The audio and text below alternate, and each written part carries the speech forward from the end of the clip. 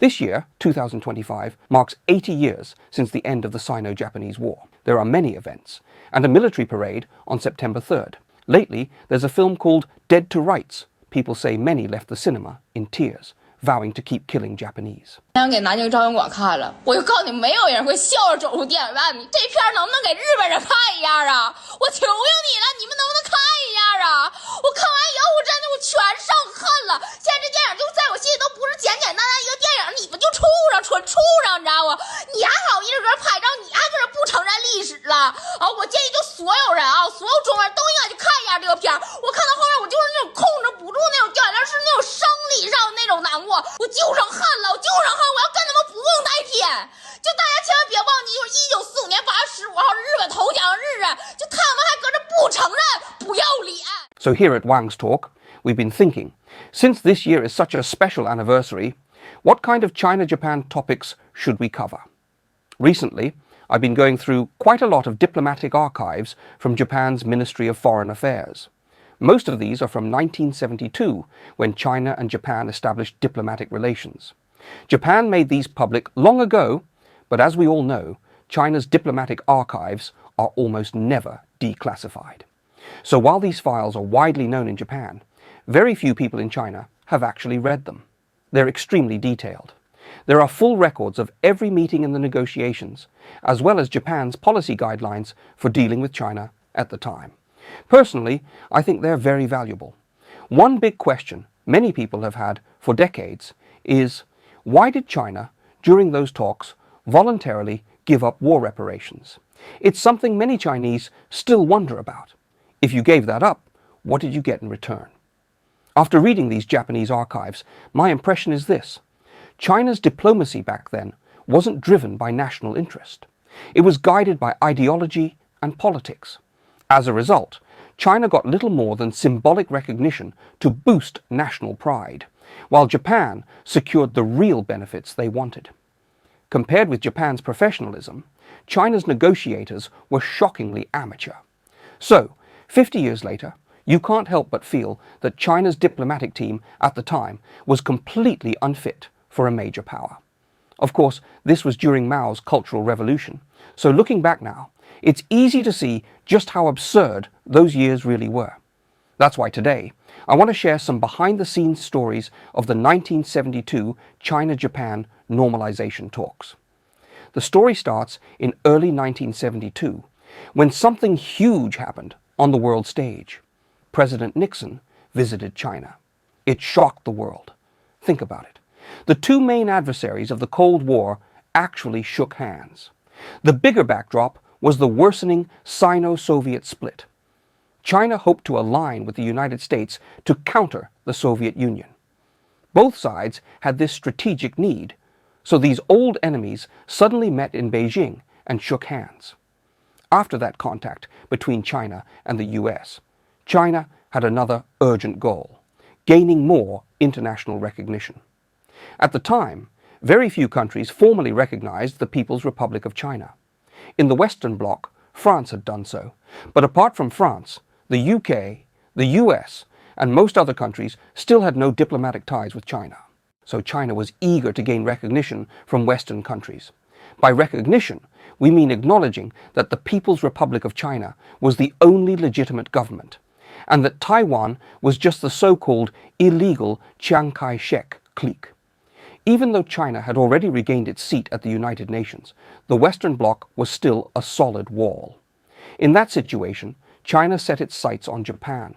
Japan was part of the Western camp, a close ally of the United States, and of course had fought China for 8 years during World War II. And yet, the two countries still hadn't established diplomatic relations.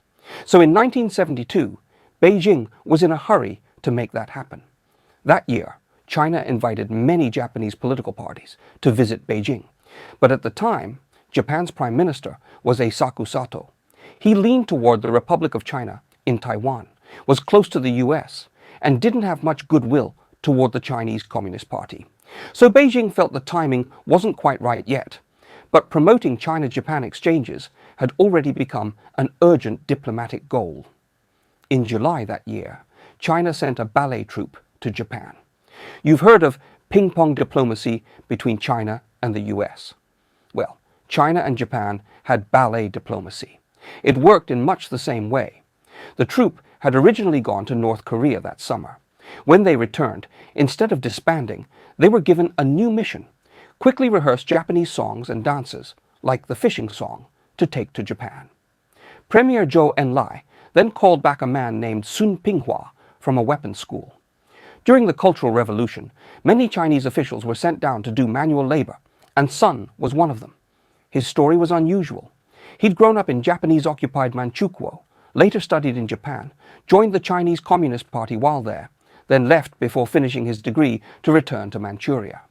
After liberation, he became a party official, working almost entirely on Japan-related affairs because he spoke Japanese. But during the Cultural Revolution, he was sent down. Now, in 1972, he was brought back to lead the ballet delegation. On July 4th, the group left Beijing for Japan. Back then, getting there wasn't easy. You had to travel to Guangzhou, then to Hong Kong, and from there, fly to Tokyo. The trip could take anywhere from 3 to 5 days. On July 6th, they reached Guangzhou and got big news. Japan's government had changed. Eisaku Sato had stepped down, and Gakue Tanaka had been elected Prime Minister of the Liberal Democratic Party, beating Takeo Fukuda with 282 votes. Tanaka was quite an unusual figure among Japan's post-war prime ministers. He hadn't gone to university, came from a poor background, and was relatively friendly toward China. For Beijing, that was a good sign. In his first press conference as Prime Minister, Tanaka said his government would work to normalize diplomatic relations with China. That very evening, he met with his foreign minister, Masayoshi Ohira, to discuss how to break the diplomatic deadlock. Clearly, Japan also had an interest in making it happen. But clearly, the Chinese side was the more anxious one. On July 9th, while meeting with a delegation from Yemen, Premier Zhou Enlai openly sent a message to Japan. He said, "We take Prime Minister Tanaka's statement very positively." By that time, Sun Pinghua's ballet troupe had already left for Japan. But to make sure they got the message, Beijing quickly sent a second group, the agricultural delegation. The deputy head of this group was Chen Kang, who at the time was head of the Japan division in China's Ministry of Foreign Affairs. His sole mission in Japan was to pass a verbal message to Sun Pinghua's group. Now, China's presence in Japan back then was through what was called the Trade Office, essentially a de facto embassy. The head of that office was Xiao Xiangqian, acting like an ambassador. Chen Kang told Sun Pinghua and Xiao in no uncertain terms, "The situation has changed. Now that Tanaka is in power, you must at all costs secure his visit to China. If you fail, you will have disgraced your mission." With those instructions, Sun Pinghua's team in Japan started pulling every string they could to make contact with Japanese diplomats. Through intelligence channels, they managed to get in touch with Hashimoto Itsuki, head of the China section at Japan's Ministry of Foreign Affairs. They told him they wanted a face-to-face meeting. Around July 20th, Hashimoto came to the new Otani Hotel in Tokyo to meet Tang Jiaxuan, who, years later, would become China's foreign minister, but back then was just a junior member following Sun Pinghua. Tang told him directly, "We've brought a top-secret personal message from Premier Zhou Enlai. We hope you can arrange a meeting between us and Foreign Minister Masayoshi Ohira." Hashimoto carried the message back to the ministry and discussed it with Ohira. Ohira agreed, but there was a serious problem. As foreign minister, all his travel plans were publicly posted in advance at the press club inside Japan's Ministry of Foreign Affairs, so reporters could follow his movements. At a time when China and Japan still didn't have formal diplomatic relations, an open meeting with Chinese envoys would cause a political storm. So they came up with a cover plan. Ohira often had his haircut at the barbershop inside the new Otani Hotel. On July 22nd, he and Hashimoto went for a haircut. But once inside, instead of sitting in the chairs, they slipped out through a side door, took separate elevators, and quietly made their way to a private suite upstairs. There, behind closed doors, Ohira finally met Sun Pinghua. The two spoke in Japanese. Sun wasted no time. Premier Zhou Enlai has asked me to extend a formal invitation for Prime Minister Tanaka to visit China. I hope you will pass this message to him directly." Ohira was quite taken aback. After all, China and Japan still had no diplomatic ties, and if Prime Minister Tanaka were to visit China directly, no one in Tokyo really knew what the Chinese Communist Party's true intentions were. Still, Ohira brought the message back to the Foreign Ministry and reported it to Tanaka. Meanwhile, Beijing invited a delegation from the Komeito Party to visit again. In fact, 1972 would be the third time that Komeito visited China that year. The party's chairman, Takeri Yoshikatsu, immediately guessed what was going on. In such a sensitive moment, if Beijing was inviting him again, it had to be because they wanted him to feel out Tanaka's China policy now that he was in office, to see if the two sides could quietly test the waters. So, Takeri decided to go. On the night of July 23rd, he went to the Prime Minister's residence. He and Tanaka had always been close. Both men had come from poor backgrounds. Neither had graduated from university, and they'd maintained a warm relationship for years. At the residence, Takeri told Tanaka, "China has invited me to visit Beijing again. Why don't you give me a letter of introduction so I can represent you in talks there?" But Tanaka was cautious. "Our cabinet has only just been formed," he said. "If I send you to Beijing right now, and something goes wrong, the whole cabinet could collapse. If you want to go on your own. But I can't give you that letter." The conversation ended on a sour note. Even so, on July 25th, Takeri boarded a plane for Hong Kong. As soon as he landed, he noticed that the Chinese reception was unusually high level. Cars met him right on the tarmac, whisked him straight through customs, and drove him to Shenzhen. From there, he took a train to Guangzhou, where a special plane was waiting to fly him directly to Beijing. By 10 p.m. that same night, on the very day he left Tokyo, he was already checked into the Beijing hotel. Waiting for him, there was Liao Chengji. Liao greeted him and suggested they grab a late-night snack together. Over that meal, Liao laid it out. This visit was really about making it clear that China wanted to invite Prime Minister Tanaka to come to Beijing and to explain Beijing's diplomatic thinking and strategy. From July 27th to July 29th, over the course of 3 days, Takeri met with Premier Zhou Enlai 3 times. These weren't negotiations in the strict sense, but meetings where Zhou spelled out China's positions in full detail. At the first meeting on July 27th, Zhou got straight to the point. "Now that Tanaka has taken office, we hope he can visit China. But you need to be aware, the Japanese Communist Party might try to mess things up. The JCP is not to be trusted." So you can see, although the Chinese Communist Party was still driven by ideology, the reality at the time was that communist countries were fighting each other. They were clashing with the Soviet Union, with other communist states, and they had no good relationship with the Japanese Communist Party either. Zhou Enlai worried the JCP might try to cause trouble. Zhou then said, "China is now ready to negotiate with Japan to establish diplomatic relations. We have our own principles and positions. Chairman Mao has already decided. We will renounce war reparations from Japan." Takeri later said that when he heard this, it was like a jolt to his head. He never imagined Beijing would reveal such a major bargaining card so openly. No reparations. Zhou went on, "As for the US-Japan Security Treaty, we can leave it alone. That treaty, which has now been in place for 60 years, says that if Japan is attacked, the US will help, and if US forces in Japan are attacked, Japan will help." Zhou told him, "We don't care about that treaty. We can agree not to bring it up." Zhou laid out what he called the 3 principles for normalization. The People's Republic of China is the only legitimate government of China. Taiwan is an inseparable part of Chinese territory, and all treaties between Japan and Taiwan must be abolished. He also shared a confidential message. "Nixon told us that once the Vietnam War ends, the US will withdraw all its troops from Taiwan. This is something Nixon has already promised us. I'm telling you this in confidence. Don't go to Nixon to confirm it, or he'll be unhappy." The next day, Zhou made an even bigger proposal. On the Taiwan issue, he said, "I know it's not easy for you to handle. How about we agree on a secret understanding? In the joint communique, we can omit mention of Taiwan. But privately, we will sign an informal agreement stating that the PRC is the sole legitimate government of China, Taiwan is part of the PRC, and this is purely China's internal affair.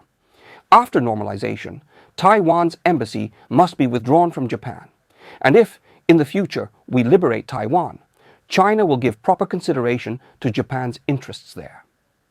This was Zhou's own idea for an informal agreement on Taiwan when the two countries established diplomatic ties. From all this, it was clear what Beijing cared about most: political status. Zhou said, "You must recognize that we are the only legitimate government of China." Tanaka had already hinted at this, but Zhou wanted the exact wording. Legitimacy meant orthodoxy, and anything unorthodox was illegal. The meaning was obvious. Chiang Kai-shek's regime was entirely illegitimate. The other thing Zhou insisted on was including China's 5 principles of peaceful coexistence, mutual respect for sovereignty, non-interference in each other's internal affairs, and so on, into the joint communiqué. This, he said, had to be written in. Then came the last day of Takeri's visit. He and Zhou Enlai started the meeting over drinks. After they had finished, Zhou pulled out a sheet of paper and said, "Everything I've told you today has been discussed with Chairman Mao. These are the results we've agreed upon within our leadership. You must remember them clearly." He went on. Point 1. On the day the joint communiqué is signed, China and Japan will officially declare the state of war between them over. Point 2. The 3 principles for normalization. Point 3. China will voluntarily give up any demand for war reparations from Japan. Altogether, there are 8 points. You must remember every one of them, word for word, and take them back to Prime Minister Tanaka. Takeri later recalled that by this time his head was already spinning from the alcohol. Zhou then looked at him and asked directly, "What do you think about our decision to renounce war reparations?" In his dazed state, Takeri just muttered, "We'll think about it." He admitted afterward that he didn't even fully process what Zhou had just said. It simply didn't register how extraordinary that concession was. According to people who were there, after this third and final meeting, Zhou personally walked him out of the Great Hall of the People. Before they parted, Zhou said quietly, "Don't make the Chinese people wait too long. It's already been 23 years since the war ended." After leaving Beijing, Takeri flew to Hong Kong. At his hotel there, he and his aides spent the next 2 days carefully reconstructing every detail of his conversations with Zhou. They wrote it all down, 52 pages in total. For them, this was invaluable.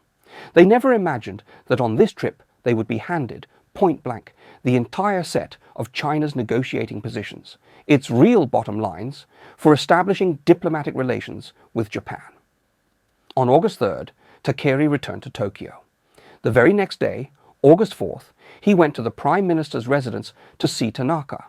He handed over the thick set of notes, but Tanaka, busy with other matters, only said he would read them later. On August 5th, the two met again in a Tokyo hotel. This time, Tanaka had the Takeri notes in hand and went through them with him line by line. The session lasted more than 2 hours. At one point, Tanaka looked at him and said, half incredulous, "Are you really Japanese? Did the Chinese Communist Party trick you?" He simply couldn't believe that the Chinese had offered terms like these.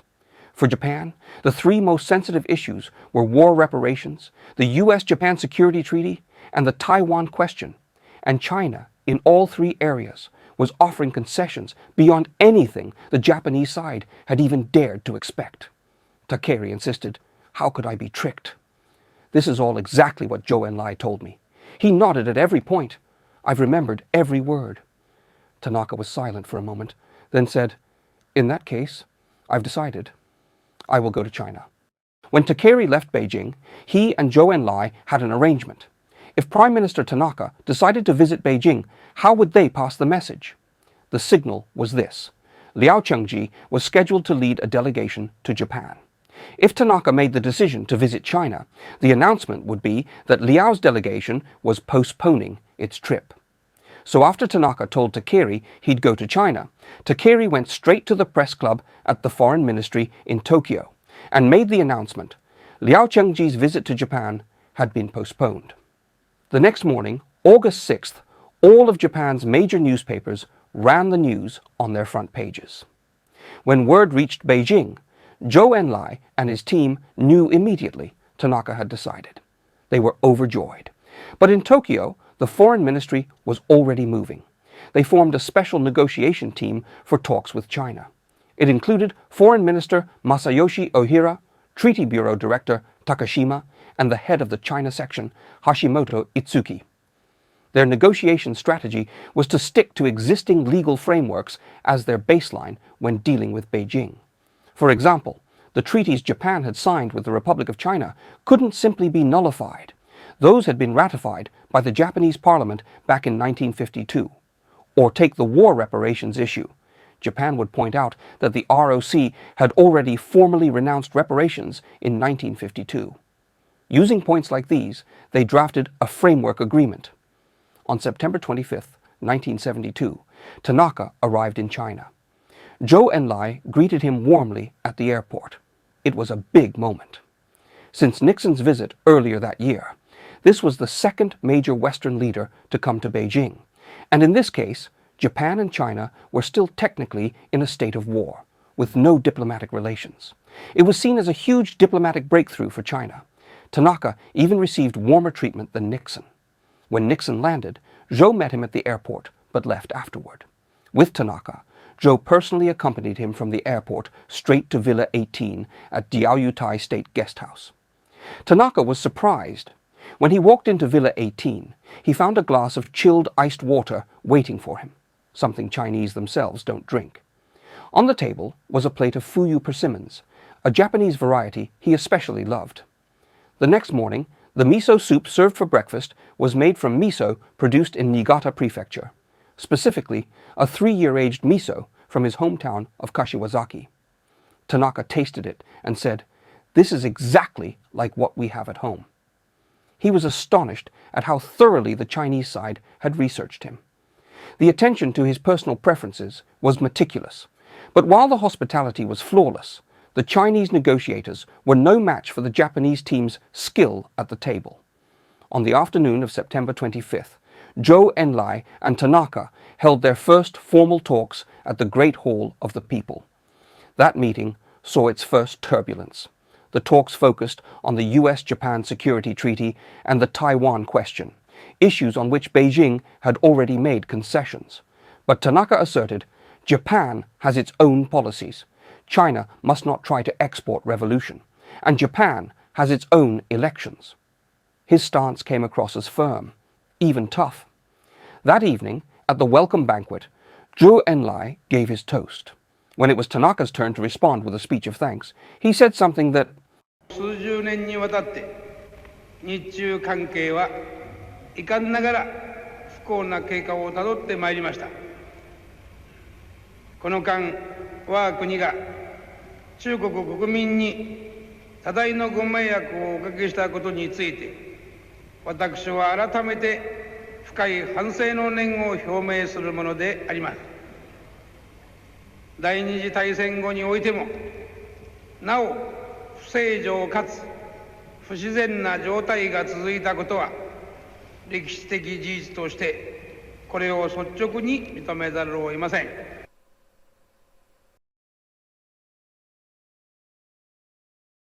Tanaka's speech at the welcome banquet included one particular line. Back then, Japan's invasion of China caused a lot of trouble for the Chinese people, and I feel very sorry about that. The moment those words came out, the mood on the Chinese side turned sour. Think about it. Caused trouble. How could 8 years of brutal war, with millions of Chinese dead, be reduced to causing trouble? People who were there say Zhou Enlai's face darkened immediately. Foreign Minister Jia Pengfei and Liao Chengji also looked visibly displeased. Later, some tried to explain it away as a translation issue. But afterward, Hashimoto Itsuki of Japan's foreign ministry admitted that the phrase had been carefully chosen. Why? Because many people in Japan at the time opposed opening ties with the Chinese Communist Party. Many still favored relations with Taiwan. Tanaka's critics accused him of planning to go to Beijing to kowtow. So, Cause trouble was, in his view, the strongest wording he could get away with politically at home. But for Zhou and the Chinese leadership, that was totally unacceptable. They expected deep reflection and apology, not something as mild as cause trouble. The next morning, the talks truly became a fierce back and forth. On the Japanese side, it was Foreign Minister Masayoshi Ohira. On the Chinese side, Foreign Minister Ji Pengfei. This was a minister-level meeting. The Japanese delegation presented their draft of the joint communique, introduced by Treaty Bureau Director Takashima. His stance was firm. One key sticking point was a sentence Zhou Enlai had told Takeri he wanted, that from the date the communique was signed, China and Japan would officially end the state of war. The reason Zhou wanted this wording was to reject the 1952 peace treaty Japan had signed with the Republic of China in Taiwan. But Takashima countered. That treaty had been ratified by Japan's parliament. If Tokyo now said it didn't count, it would be like admitting Japan's parliament had passed a fake treaty. Unthinkable. The Japanese position was, the 1952 treaty remains valid until normalization with Beijing, at which point it will automatically lapse. In effect, the PRC would be recognized as inheriting the ROC's legal standing. For Zhou, that was unacceptable. Second, on the issue of war reparations, China had said it would renounce them, but Takashima pointed out that the ROC had already renounced reparations in the annex of the 1952 treaty. So, he said, there's no need to renounce them again. It's not a favor you're giving us now. This is simply the reality you must accept. Third, China had floated the idea of a secret agreement on Taiwan. Takashima shut that down. Japan cannot make secret deals, he said. On Taiwan, Japan could only go so far. It could recognize the PRC as the sole legitimate government of China, and note that under the Potsdam Declaration, Japan had already renounced Taiwan. But he said, once we have renounced territory, we cannot state who it belongs to. We have no authority to determine the sovereignty of territory we no longer possess. So you see, the Japanese side kept holding tight to the legal text, saying, we can't give this up, we can't compromise on that. They left the Chinese delegation stunned. Beijing had assumed that once Tanaka came to China, everything would fall into place, and they'd be able to sign the agreement right away. But now they found the Japanese extremely tough. On the afternoon of September 26th, Zhou Enlai went to the Diaoyutai State Guest House for a second round of talks with Tanaka. Zhou was already sensing something was off. He said, last night, Prime Minister Tanaka said Japan had caused trouble for China. In Chinese, causing trouble is what we say when someone steps on a girl's dress. And you, Japan, use that phrase for your invasion? That's unacceptable. He then told Tanaka, these talks between China and Japan cannot be led by legal frameworks. They must be guided by politics. You Japanese need to think politically. Otherwise, how can we move forward?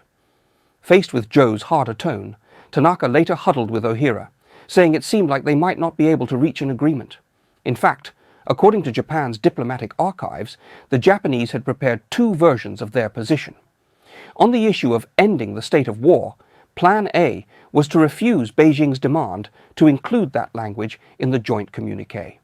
Plan B was to agree to declare the war over in the communique. But in negotiations, they used a good cop, bad cop approach. First, Takashima would come in hard, citing legal constraints. Then Ohira would step in, sounding reasonable, saying, Japan's system is different from China's. Our agreements must pass Parliament. If Parliament has already approved a treaty, we can't just scrap it. You need a legal basis. This approach completely threw the Chinese side off balance. After the meeting, Tanaka and Ohira discussed a possible compromise. On September 27th, during a visit to the Great Wall, Chinese Foreign Minister Ji Pengfei and Ohira happened to ride in the same car. In Ohira's pocket was already a Japanese draft of possible concessions. The two of them talked through these compromise points during the ride. For example, how to handle the wording on reflection and apology. Later that evening, after dinner, the Chinese side suddenly informed the Japanese delegation that Chairman Mao would meet Tanaka. Around 8 p.m., they entered Mao's study in Zhongnanhai, the Juxiang Shuwu. Mao greeted Tanaka with a grin, saying, so you've been arguing for days, have you? Did you beat him in the argument? He laughed and added, Arguing is normal. Tanaka responded, "Well, Japan is very sorry. In the past we invaded China." Mao waved it off. "No, no, no. You must understand. We should thank you Japanese. Without your invasion, we couldn't have grown stronger. How else could we have ended up winning the country?" The atmosphere turned light, and the two continued chatting and joking. Mao went on to talk about the international situation. He said that if China and Japan made peace, both the United States and the Soviet Union would be unhappy. Tanaka replied, "America's fine with it. Washington's actually pleased." The conversation drifted, and Mao said, "Look, I just spend my days reading books." Tanaka and his group stood up and asked, "What kind of books?" Mao replied, "All books about current affairs." Then he presented Tanaka with 4 volumes of annotated songs of Chu. With that meeting, Mao essentially set the tone.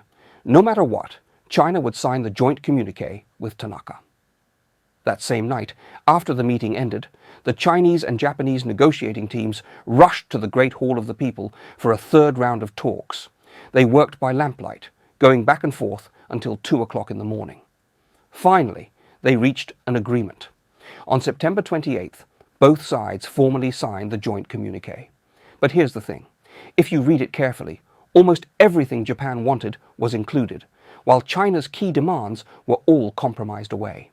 This was the joint communique of the Government of Japan and the Government of the People's Republic of China of September 29th, 1972. It began with, "The Japanese and Chinese peoples are neighbors separated only by a strip of water with a long history of friendly relations. The peoples of the two countries desire to end the abnormal state of affairs which has existed between the two countries until now." See that? The state of war wording was gone. Japan had argued, if normalization with Beijing is described as ending the state of war, then breaking ties with Taiwan would imply resuming a state of war with Taiwan, which made no sense. So instead of saying end the state of war, they proposed end the abnormal state of affairs. At first, China insisted on extremely abnormal to make it sound stronger. Japan objected, saying that in Japanese, extremely abnormal implied that even after it ended, relations would still be abnormal. So the extremely was dropped. In the final text, the Japanese wording prevailed completely, end the abnormal state of affairs. After that sentence, the communique read, "The ending of the abnormal state of affairs, the normalization of diplomatic relations, and the realization of the aspirations of the peoples of the two countries will open a new page in the history of Sino-Japanese relations." The clever part was this. There was no specific time given for when the state of war ended. That point simply vanished. By agreeing to Japan's formulation, China essentially dropped its original goal, which was to deny the legitimacy of the 1952 treaty between Japan and the Republic of China. Without that phrase, the ROC-Japan Treaty wasn't explicitly negated. In reality, after normalization, Japan still considered the end of the war with China to be in 1952, when it signed the peace treaty with the Republic of China in Taiwan, not in 1972, when it signed the joint communique with the PRC. That alone was a huge concession from the Chinese side. Right after that, in the communique came the line, "The Japanese side is keenly aware of the responsibility for the serious damage it caused to the Chinese people in the past through the war, and expresses deep reflection." This wording had been one of the most hotly debated points in the negotiations. Originally, China had proposed the Japanese government, for the damage it caused to the Chinese people through the past war, takes responsibility and expresses deep reflection. In other words, accept responsibility. But under Masayoshi Ohira's persistent push, it was changed to the responsibility for the serious damage it caused to the Chinese people. See the difference? China's version implied an ongoing obligation, almost open-ended, whereas Japan's version confined that responsibility to the past, to the wartime period only. In Japan's wording, they expressed deep reflection, but there was no implication of liability, no reparations, no right for China to make future claims. Eventually, China gave way. Next was the Taiwan issue, set out in Article 3 of the communiqué. The government of the People's Republic of China reiterates that Taiwan is an inalienable part of the territory of the People's Republic of China. The government of Japan fully understands and respects this position of the government of the People's Republic of China. But understands and respects did not mean accepts. In fact, afterward, Japan repeatedly made clear that this wording did not indicate acceptance of China's claim. Japan maintained its position under Article 8 of the Potsdam Declaration, which only says that Japan renounces all territories acquired by aggression before the war. It does not say who those territories belong to. This had been Japan's position from the start. It would not make any statement on the sovereignty of territories it had already renounced. After that, the communiqué contained other points China had pushed for, like mutual non-interference in internal affairs.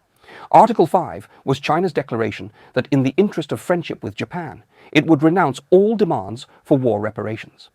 Naturally, the Japanese side was happy with that. In total, the communiqué had 9 articles.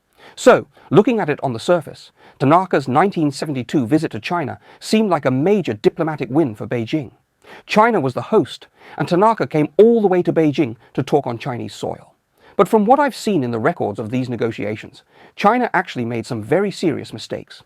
The biggest mistake was revealing all of its bargaining cards before the talks even began. When Zhou Enlai met with Takei before Tanaka's visit, he laid out the entire Chinese position, renouncing war reparations, accepting the US-Japan Security Treaty, and even, on the Senkaku Islands, Diaoyu Islands, saying they weren't a priority. Zhou told Takei, "The Senkaku issue isn't important. There's a man in Japan named Inoue Kiyoshi who talks about it all the time, but we don't really care. Compared to the 5 principles of peaceful coexistence, the Senkakus are nothing." People often say Zhou Enlai was one of the most famous diplomats in CCP history, but I honestly can't understand. Why did they reveal all of their bargaining cards to Japan right from the start?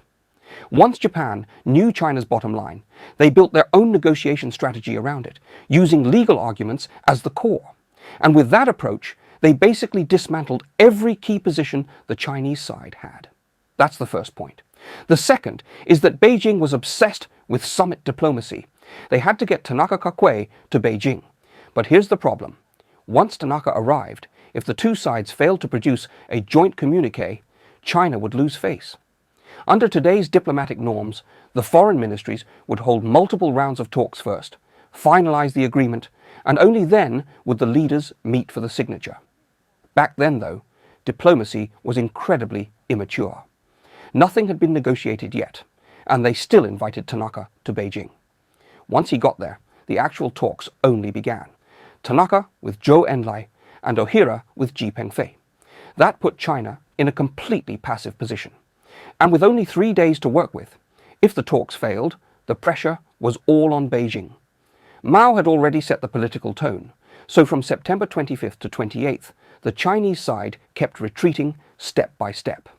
The end result was a communiqué that left Japan very satisfied. In the negotiations, and in the final document, Japan's concessions were on secondary, non-essential points. China's concessions were on core, principal issues. And what Beijing insisted on were things of little practical value, like the 5 principles of peaceful coexistence, or opposition to hegemony. Nice-sounding phrases, but years later they turned out to be nothing but empty words.